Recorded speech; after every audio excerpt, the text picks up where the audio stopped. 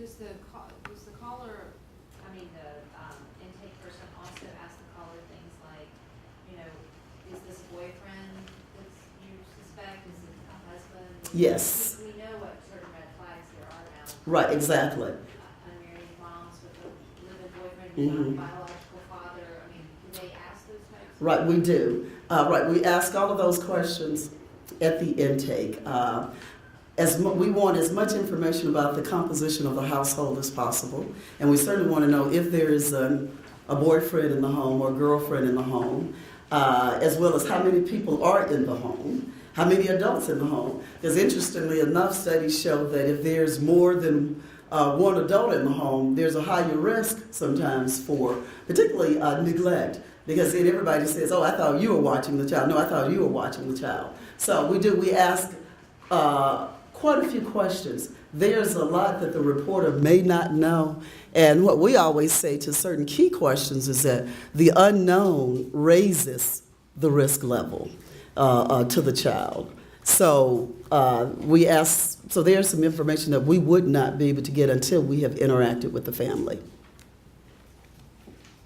Can the person calling the report be anonymous? Yes.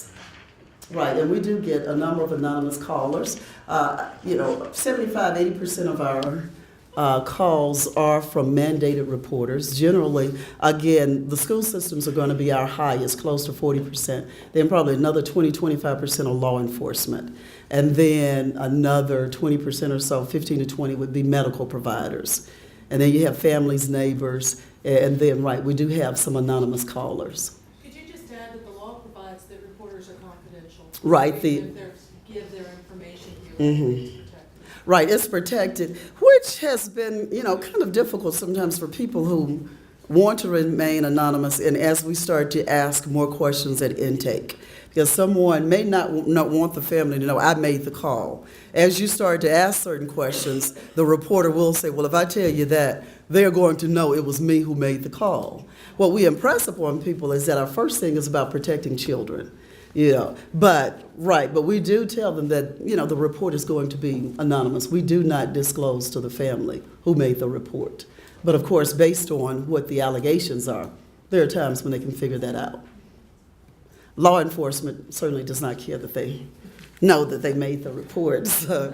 Do you have any data on the wait time when someone calls in to the centralized, how long it takes to receive a person?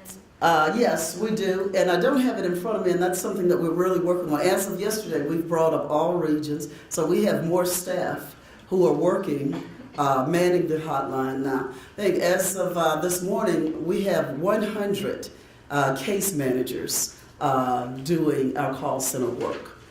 And so, again, with the call center work, we're projecting that we're going to remain fairly high. We probably will not continue to receive, the number of reports, as time goes by. And we know that the summer we may drop off some. So we're continuously now trying to gauge how many people do we need to have manning calls. Right, we will have another 30 before the end of the fiscal year to handle intake calls. This chart, again, this is the Child Placement Services active cases. So what this chart reflects is the full range of DFCS responsibilities as it relates to children who are in out-of-home placements.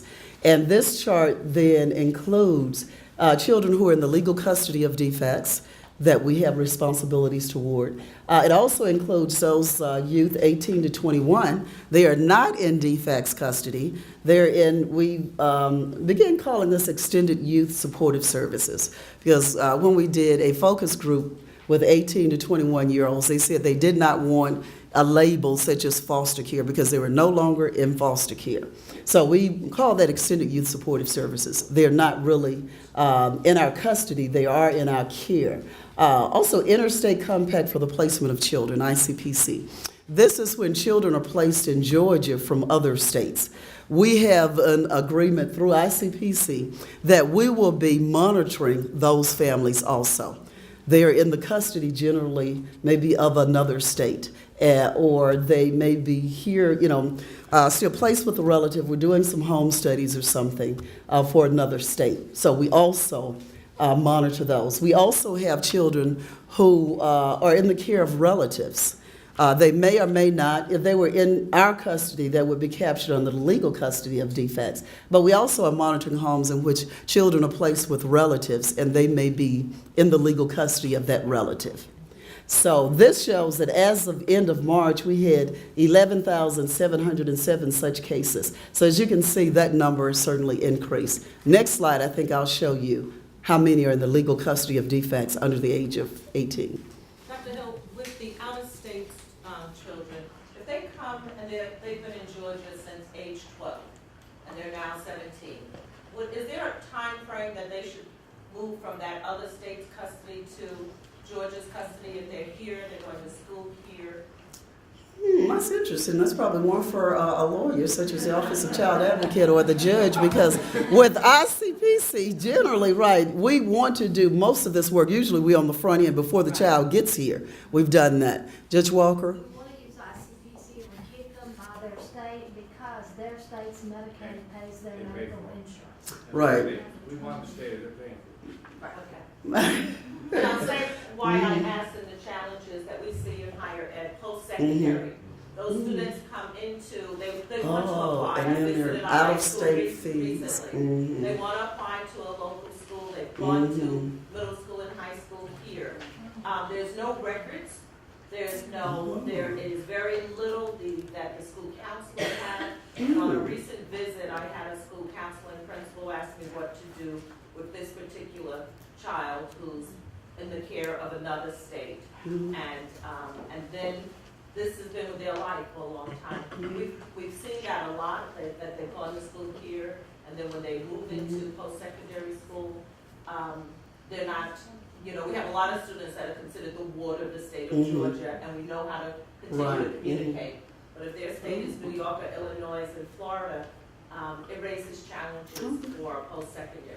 So, okay. And that's something that I've noted And that's something to reach out to the CA about those kinds Mm-hmm. of questions for white papers, research, convictions, to try to solve that. Just know that you could at least, I can't give you legal advice, but I can certainly try to direct you some answers to what they're advised. Yes. Yes. We have 444 people, young people in the extended youth program that I'm reading here. Yes. The little grant.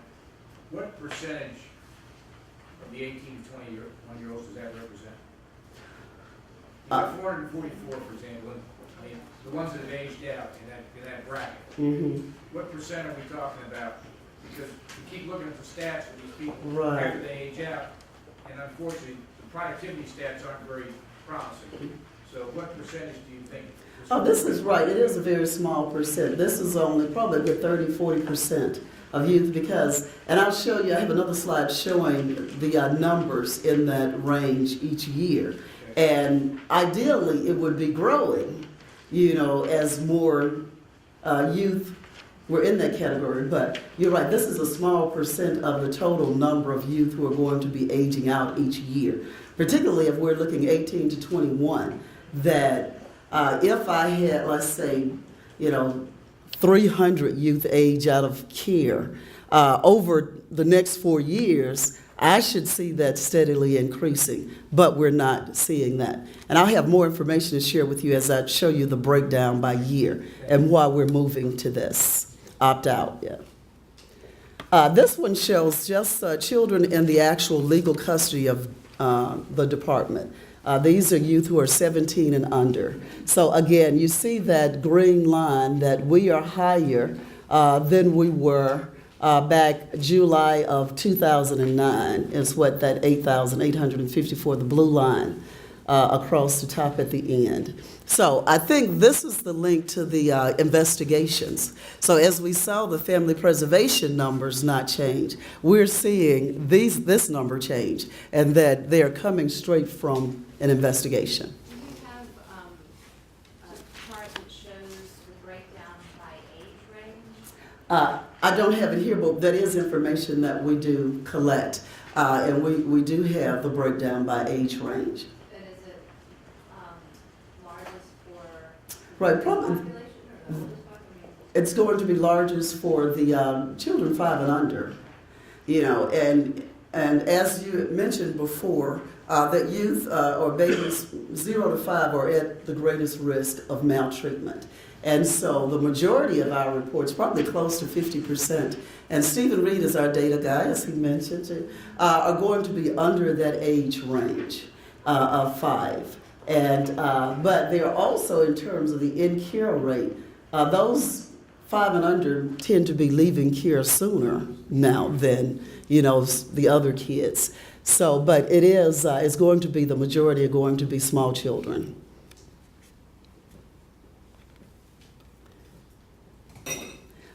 This chart gives you information on, over the past year, the entries and exits. So the red bar shows the number of children who came into care for a particular month. And the green bar shows the number who exited or discharged from care, meaning they were reunified, adopted, emancipated from care.